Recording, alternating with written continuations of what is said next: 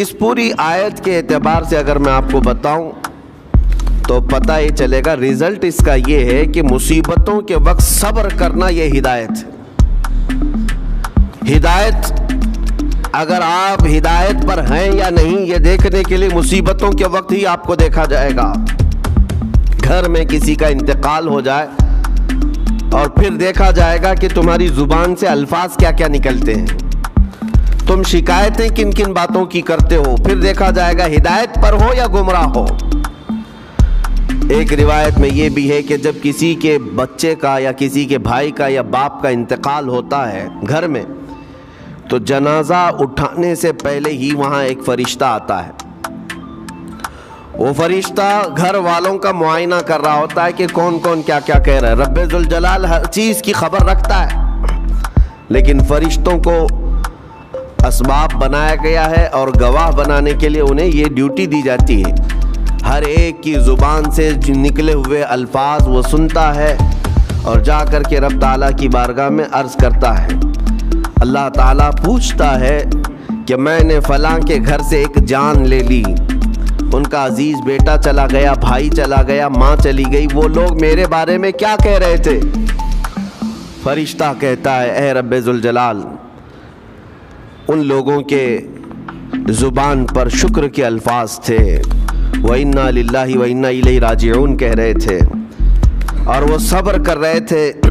میں نے گھر والوں کے سب حالات دیکھے۔ اللہ تعالیٰ فرماتا ہے اے میرے فرشتے تو گواہ رہنا، میں نے ان سے جو چیز لیا ہے اس سے کئی گنا زیادہ نعمت انہیں عطا کروں گا، اس سے بہتر نسل انہیں دی جائے گی، اور ان کے غم آج جتنے ہیں اس سے کئی گنا زیادہ خوشیاں میں انہیں جنت کی عطا کروں گا، جنہوں نے میری دی ہوئی مصیبت پر صبر کیا۔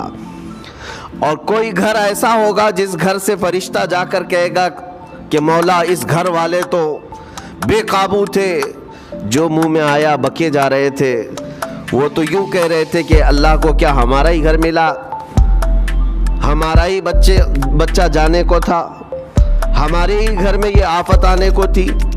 اس طرح کے الفاظ وہ کہہ رہے تھے اور رب تبارک و تعالیٰ کو ظالم کہہ رہے تھے۔ اللہ تبارک و تعالیٰ اپنے جلال کا اظہار فرماتا ہے، ارشاد فرماتا ہے فرشتے کو اے فرشتے تو گواہ رہنا، انہوں نے میرے بارے میں جیسا گمان کیا اب میں ان کے ساتھ ویسا ہی سلوک کروں گا۔ اللہ تبارک و تعالیٰ کے ساتھ یہ گمان جس طرح بندہ کرے گا اللہ تعالیٰ اس کے ساتھ اسی طرح کا سلوک فرمائے گا۔ اس کو ارحم الراحمین ہی تصور کرو۔ ہمیشہ رب تبارک و تعالیٰ مہربان ہے اور مہربان ہی اس کی طرف گمان کرنا بھی چاہیے مومن کو۔ انشاءاللہ العزیز مہربانی ہوگی، اور بلکہ دلوں کا قرار اور سکون بھی رب تعالیٰ ہی عطا کرتا ہے۔ اے میرے عزیزو، یہ تمہیدی باتوں کے بعد میں اب عرض کرنا چاہتا ہوں، محرم الحرام کے مہینے میں کربلا کے واقعات سنتے ہی رہتے ہیں۔ میرے عزیزو، ہم بچپن سے لے کر اب تک ہر سال کربلا میں ہونے والے عظیم حادثے کو سنتے بھی آ رہے ہیں۔ 14 صدیوں گزر جانے کے بعد بھی اس واقعے کو یاد کرتے ہیں تو آنکھیں بھیگ جاتی ہیں۔ اس میدان میں، وہاں کے ریگزاروں میں رسول کریم صلی اللہ تعالیٰ علیہ وسلم کے اہل بیت کا جو امتحان تھا وہ کتنا سخت تھا، کتنا کٹھن تھا۔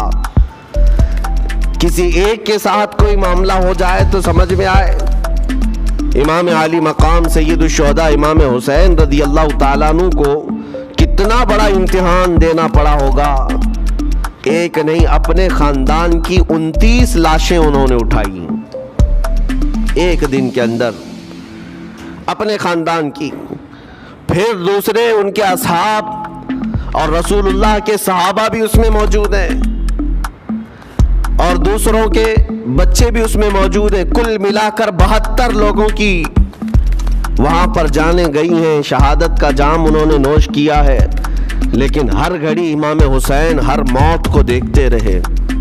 آج کبھی تصور کرنا، ہمارے گھر میں کسی ایک فرد کا انتقال ہو جائے تو گھر پورا عجیب سا ہو جاتا ہے، پورے گھر کا سکون غارت ختم ہو جاتا ہے۔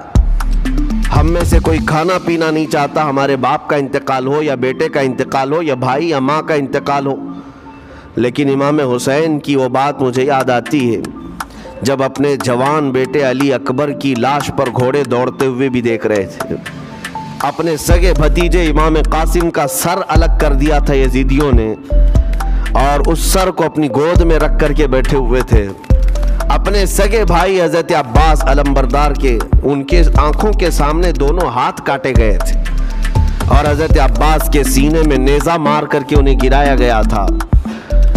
اتنا ہی نہیں میرے عزیزو، امام حسین اس خونی منظر کو اپنی آنکھوں سے دیکھیں جب 6 ماہ کے علی اصغر کو لے کر پانی طلب کرنے گئے تھے تو یزیدیوں نے گلے پر تیر ایسا لگایا تھا کہ خون کا فوارہ مولا حسین کے چہرے پر آ کر لگ گیا۔ پورے کربلا کے واقعات پڑھنے کے بعد میں نے محسوس کیا اتنے پورے واقعے گزر جانے کے بعد بھی ایک چیز کربلا میں نہیں ہوئی، باقی سب آفتیں آئی ہیں، ایک چیز نہیں ہوئی، وہ کیا ہے؟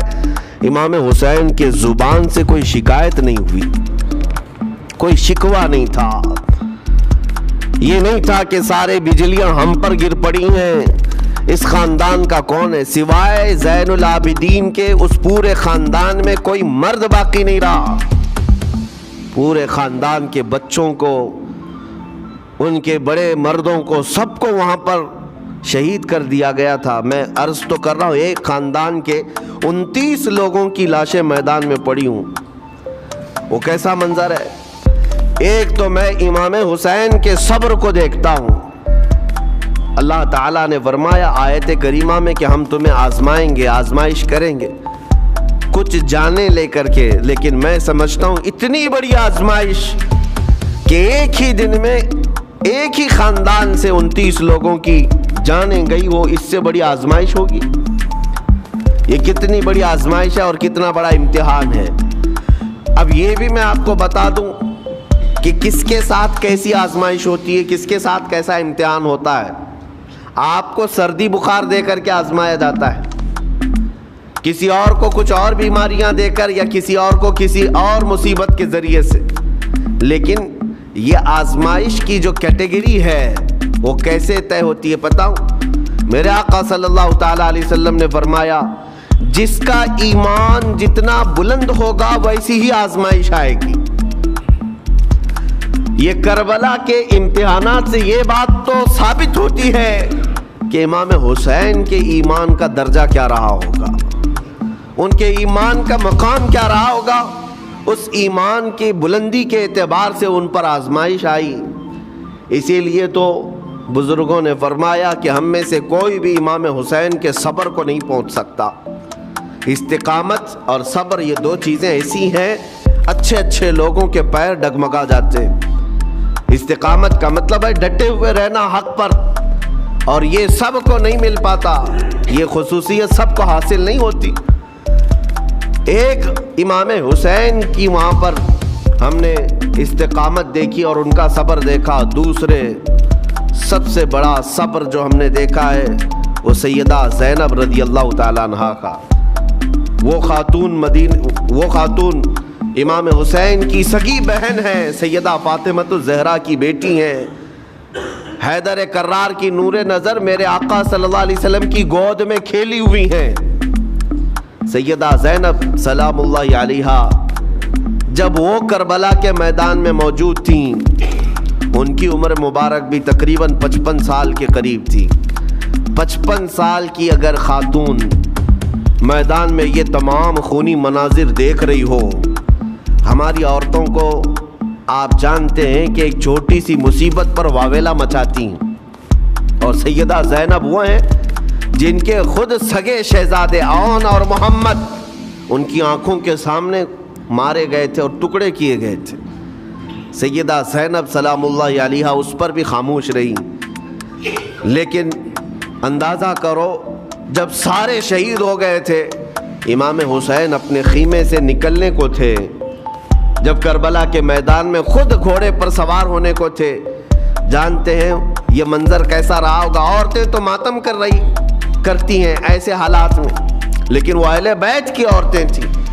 سیدہ زینب خود کھڑی ہوئی اور اپنے خیمے میں امام حسین کو لے گئی. ایک صندوق تھا پرانا, اس کو کھول کر کے اس میں سے ایک جبہ نکالا اور کہا میری ماں نے مجھے یہ وصیت کی تھی کہ جب حسین میدان میں اترنے کی اس کی باری آئے تو اس دن ہو سکتا ہے وہ مجھے یاد کرے. زینب, اگر تو اس دن باقی رہے, تو اس دن زندہ رہے تو اپنے ہاتھوں سے یہ حسین کو جبہ پہنانا. سیدہ زینب سلام اللہ علیہا, انہوں نے خود اپنے ہاتھوں سے امام حسین کو یہ لباس پہنایا. کیا اس مقام پر کوئی اتنی طاقت رکھتا ہے کہ پورا گھر لٹ گیا ہو اور اپنے سگے بھائی کو جبہ پہنا کر کسی شادی میں نہیں, پھر جنگ کے میدان میں اتار رہے ہو؟ اس خاتون کے استقامت پر لاکھوں سلام. سیدہ زینب سلام اللہ علیہا وہ معمولی خاتون نہیں ہے, صبر کا پہاڑ تھیں. میں آپ کو بتاؤں, مصیبت کے وقت ایک بار کسی کا قتل ہو جائے تو وہ ایک موت ہے, لیکن یہاں پر کربلا کے میدان میں سیدہ زینب جتنی موتیں دیکھ رہی تھی, ہر موت پر ایک موت کی تکلیف ہے, ہر موت پر ایک موت کی تکلیف, لیکن وہ صابرہ و شاکرہ رہیں. پوری تاریخ میں ڈھونڈ کر کے آپ نکالیں, کہیں پر بھی سیدہ زینب نے نہ اپنے بال نوچے, نہ کپڑے پھاڑے, نہ چہرے پر ہاتھ مارا, بلکہ ایسا صبر کا دامن پکڑی رہیں کہ پوری زندگی بھر انہوں نے صبر کی تلقین کی تمام خواتین کو. گھر لٹانا, گھر کٹانا, کوئی سر کٹانا کوئی تم سے سیکھ جائے, جان عالم ہو فدا اے خاندان اہل بیت. امام زمن فاضل بریلوی رحمۃ اللہ علیہ نے فرمایا ہے, سر کٹانا, گھر لٹانا کوئی تم سے سیکھ جائے, جان عالم ہو فدا اے خاندان اہل بیت. عزیزان گرامی وقار, یہاں پر ان حالات کے بعد میں آپ کو ایک بات ضرور کہنا چاہوں گا. مصیبتیں ہمارے گھر بھی آتی ہیں, آفتیں تکلیفیں ہمارے گھر بھی آتی ہیں, لیکن کیا ہم ان مصیبتوں کا سامنا کرتے ہیں, استقبال کرتے؟ نبی اکرم صلی اللہ تعالیٰ علیہ وسلم نے تو ارشاد فرمایا, مومن کو جب مصیبت آتی ہے تو اس کے لیے وہ نعمت ہے. دو چیزوں میں سے ایک چیز ہوگی اس کے ساتھ.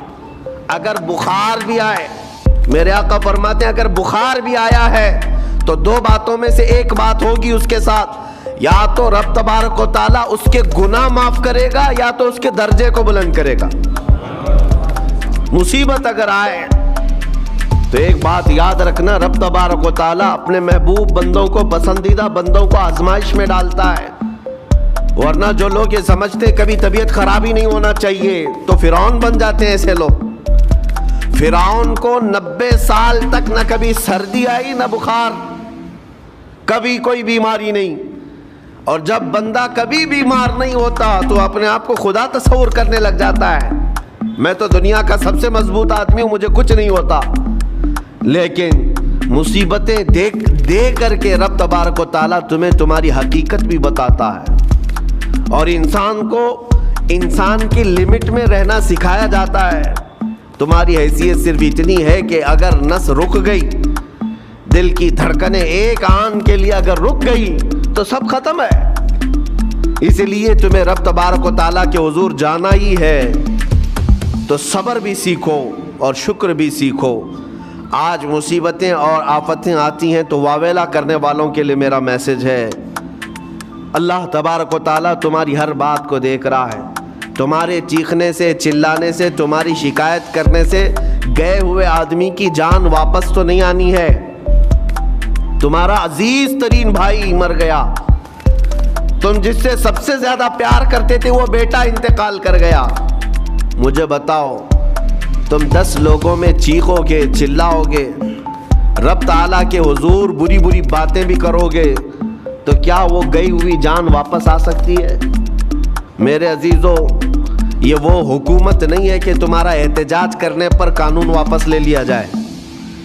تمہارے سب مل کر کے پروٹیسٹ کرنے سے حکومتیں اپنے فیصلے واپس لے سکتی ہیں, لیکن وہ رب ذوالجلال شہنشاہ اعظم کا قانون ہے.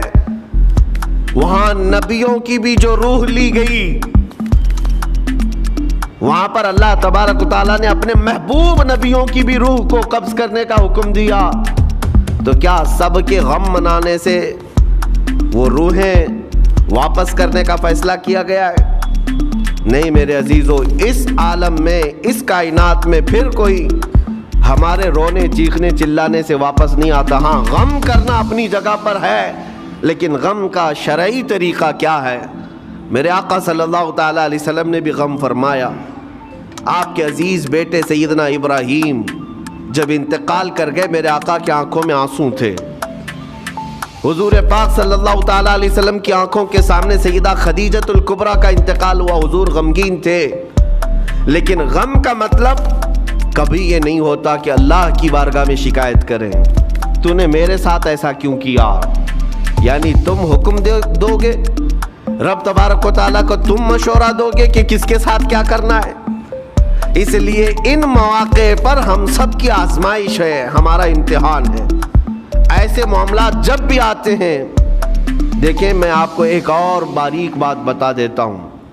یہ ہم آج تقریر کر رہے ہیں، ہو سکتا ہے آپ بھی سن رہے اور اچھی طرح سمجھ رہے ہیں، لیکن خود کے گھر پر جب آ جائے تو تقریر بھی یاد نہیں رہتی، نصیحت بھی یاد نہیں رہتی، غم کا غلبہ زیادہ ہو جاتا ہے۔ ایسے اوقات میں حکم کیا ہے مومنین کو؟ میرے گھر پر، میں جانتا ہوں شکایت نہیں کرنا چاہیے، میں جانتا ہوں غموں کے وقت صبر کرنا چاہیے، پھر بھی اگر میرے گھر میں آ گئی مصیبت تو مومنین کے لیے حکم یہ ہے کہ تم نے اب تک جو سنا تھا حدیثیں وغیرہ اس کو یاد دلاؤ، یعنی مجھے یاد دلاؤ۔ یہ مت سوچو کہ مولانا صاحب ہیں، مفتی صاحب ہیں، امام صاحب ہیں، ان کو تو سب معلوم ہوگا۔ غم کا غلبہ جب آ جاتا ہے تو اچھے اچھوں کو یاد نہیں رہتا۔ مومنین کو کہا گیا ہے کہ وہ یاد دہانی کریں، جائیں غموں کے وقت ان کی حالت دریافت کریں اور انہیں صبر کی تلقین کریں۔ ہر ایک کے لیے ضروری ہے، یہ سوچ کر کے پیچھے نہیں ہٹا جائے گا کہ یہ تو بہت جانکار لوگ ہیں، یہ بہت پڑھے لکھے لوگ ہیں، ان کو تو سب پتہ ہے۔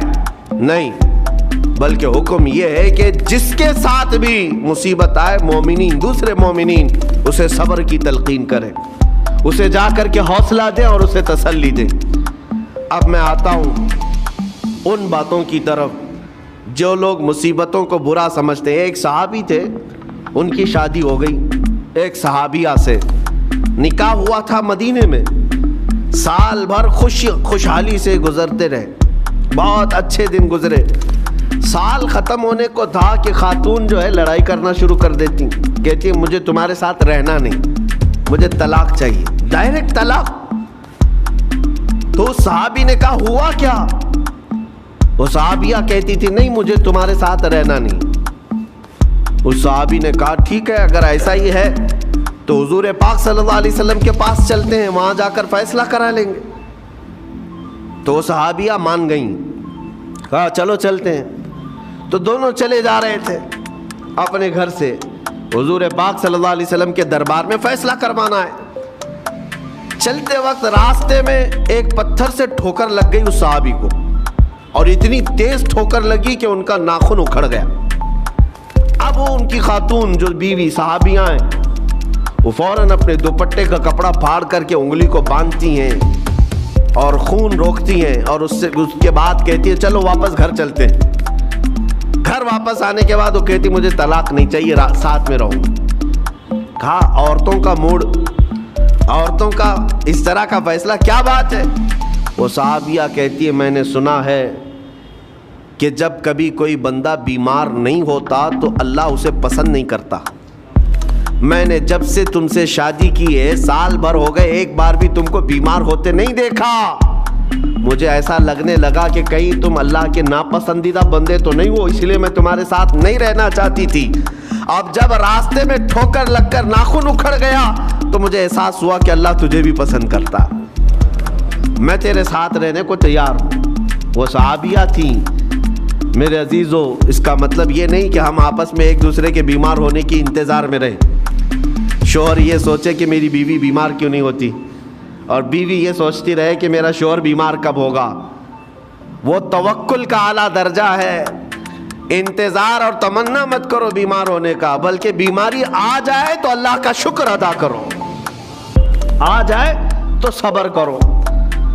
अजीज़ा ने गिरामी वक़ार, हम आज इमाम हुसैन और उनके रुफ़क़ाए गिरामी रिज़वानुल्लाहि अलैहिम अजमाइन को याद करते हैं तो सिर्फ रोने के लिए नहीं या सिर्फ गम मनाने के लिए नहीं, बल्कि दास्ताने करबला सुनाने का एक अजीम मकसद ये होता है कि नौजवानों के अंदर, बल्कि बूढ़े और बच्चों के अंदर भी ईमानी जज्बा ऐसा आ जाए कि वो हर मुसीबत पर डट कर खड़े हो सकें, हर यजीदी का मुकाबला कर सकें।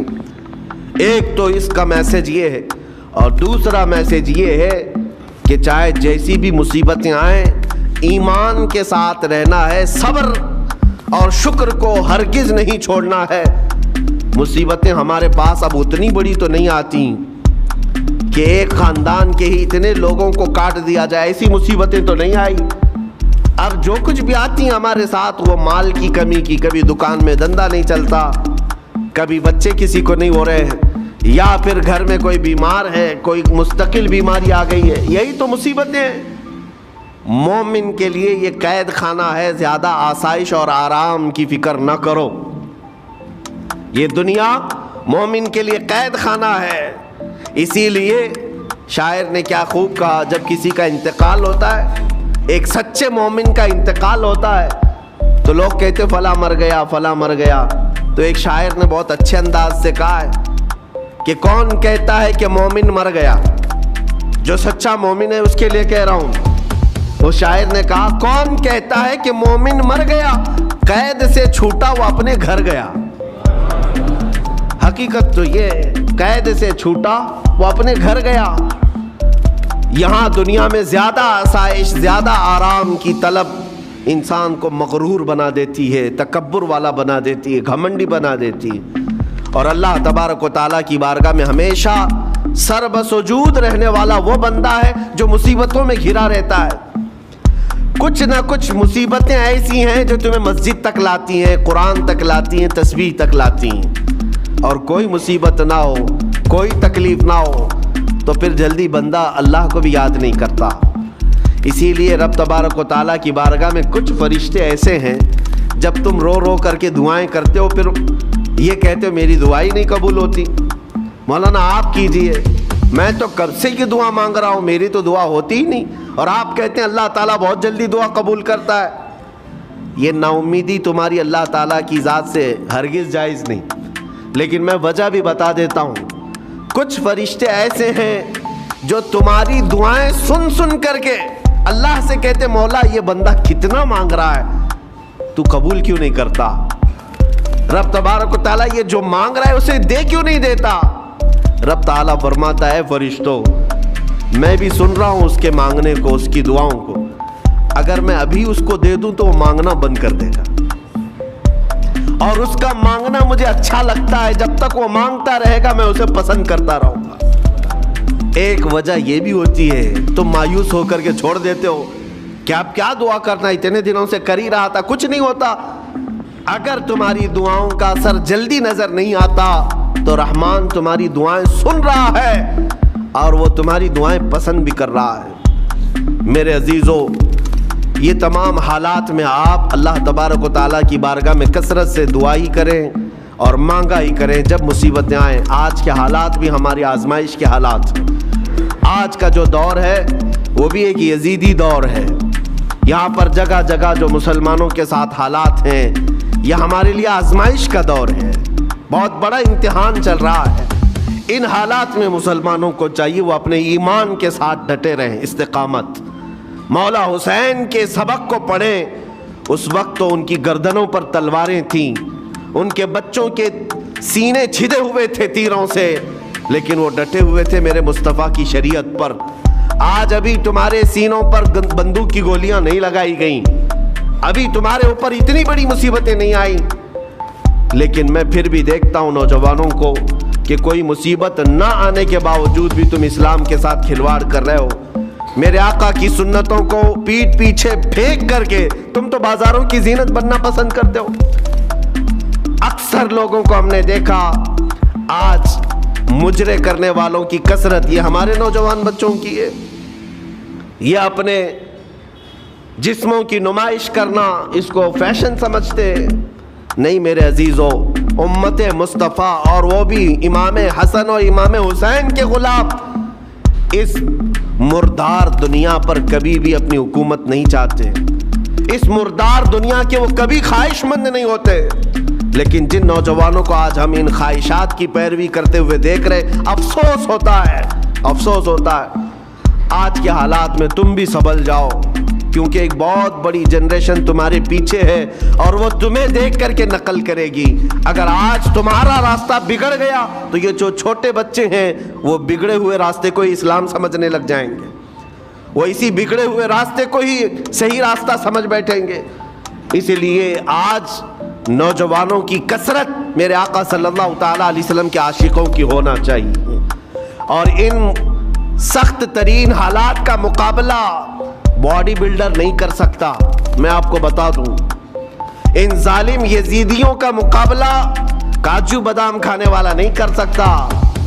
ہاں، ان حالات کا مقابلہ کرنے کے لیے جسمانی طاقت کی ضرورت نہیں. ان بڑے سے بڑے سخت ترین حالات کا مقابلہ وہ نوجوان کر سکتا ہے جس کے سینے میں عشق مصطفیٰ ہو، مولا حسین کے نقش قدم پر چلنے کا عزم رکھتا ہو، پھر چاہے وہ لاغر ہی کیوں نہ ہو، نحیف و ناتما ہی کیوں نہ ہو، کمزور ہی کیوں نہ ہو. لیکن ہم نے دیکھا ہے تاریخ میں کمزور بھی ہے، اگر جسمانی اعتبار سے عشق رسول کی دولت سینے پر رکھتا ہے تو دنیا میں وہ کھلبلی مچا دیتا ہے اور کفار و مشرکین کے خیموں میں اس کی ہیبت طاری رہتی. ہم نے اور تاریخ پڑھی ہے. آخری بات عرض کرتا ہوں، امام اہل سنت فاضل بریلوی امام احمد رضا خان نور اللہ مرقدہ، اعلیٰ حضرت کو کون نہیں جانتا آج کے زمانے میں. ذرا ان کی سیرت اٹھا کر کے پڑھنا اور پھر یہ بھی دیکھنا کہ جسمانی طاقت ان کی کیسی تھی، جسمانی ساخت. کیا وہ چلتے تو لہیم شہیم تھے، اونچے چوڑے اور سینہ بھرا ہوا کہ لوگ صرف جسم کو دیکھ کر کے ڈر جائیں؟ نہیں، اعلیٰ حضرت فاضل بریلوی رضی اللہ تعالیٰ عنہ اس طرح جسمانی بہت اونچی چوڑی صلاحیت کے نہیں تھے، بلکہ بہت ہی ہلکا جسم رکھتے تھے. ہلکا جسم، دبلے پتلے تھے، لیکن جب اپنے حجرے میں بیٹھ کر کے قلم چلاتے تھے تو دنیا کے کونے کونوں میں ان کی گونج ہوتی تھی اور بڑے بڑے قلعوں میں جو ہے زلزلہ آ جاتا تھا. اور سرکار غوث پاک رضی اللہ تعالیٰ عنہ کو کون نہیں جانتا. غوث پاک کا حال تو یہ تھا، جسمانی اعتبار سے آپ کی گردن کی ہڈیاں بھی دکھتی تھیں، اتنے دبلے تھے. اور کثرت عبادت کی وجہ سے، کثرت مجاہدات کی وجہ سے آپ کا جسم بہت ہی کمزور تھا. بلکہ ایک وقت کا واقعہ بھی ہے کہ آپ چلتے چلتے غش کھا کر گر گئے، چکر آ کر گر گئے. جسمانی اعتبار سے اکثر تو آپ پتے کھا کر کے رہے، کھانا بھی نہیں کھایا 40 سال تک. تو جسمانی اعتبار سے کمزور ہونا کوئی معنی نہیں رکھتا. لیکن دنیا یہ بھی جانتی ہے، گردن کی ہڈیاں ہی کیوں نہ دکھتی ہوں، ہاتھ و پیر کی ہڈیاں ہی کیوں نہ دکھتی ہوں غوث پاک کی، لیکن روحانی طاقت کا حال یہ ہے کہ کسی قبر کو ٹھوکر لگا دے تو مردہ زندہ ہو جائے. اس طاقت کو میں آج آپ کے سامنے کہنے کی بات کر رہا ہوں. عشق مصطفیٰ سینے میں ہو اور سچی عقیدت و محبت حسنین کریمین سے رکھتا ہو اور پھر اپنے طریقے بدل لے تو بڑے جسم اور ڈیل ڈول بنانے کی ضرورت بھی نہیں آئے گی. مولا کریم تمہارا رعب خود ہی دشمنوں کے دلوں پر ڈالتا ہے. اللہ تبارک و تعالی ہم سب کو آئی ہوئی مصیبتوں کا ڈٹ کر مقابلہ کرنے کی توفیق عطا فرمائے. ہم سب کو استقامت عطا فرمائے اور صبر عطا فرمائے اور شکر عطا فرمائے اور قیامت کے دن مولا تعالی ہم سب کو امام حسین کے ساتھ حشر عطا فرمائے. میرے آقا صلی اللہ تعالی علیہ وسلم کے جھنڈے تلے ہم سب کو جمع فرمائے. ہمارے ان نوجوان بچوں کو جو راہ راست سے ہٹے، مولا حسین اعظم کے راستے پر ان کو چلنے کی توفیق عطا فرما. قیامت تک ہماری نسلوں کو مولا عاشقان مصطفیٰ میں پیدا فرما. ہماری اولاد کو بدعقیدہ گمراہ ہونے سے ہمیشہ محفوظ فرما.